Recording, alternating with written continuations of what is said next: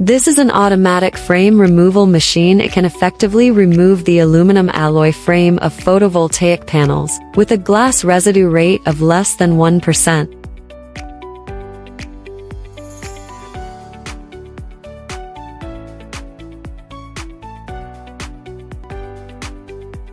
This is a glass removal machine, mainly used to recycle glass from photovoltaic panels. Through a special process, the glass recycling rate and purity can reach over 99%. These are photovoltaic panels without the glass removed. Going into the glass removal machine.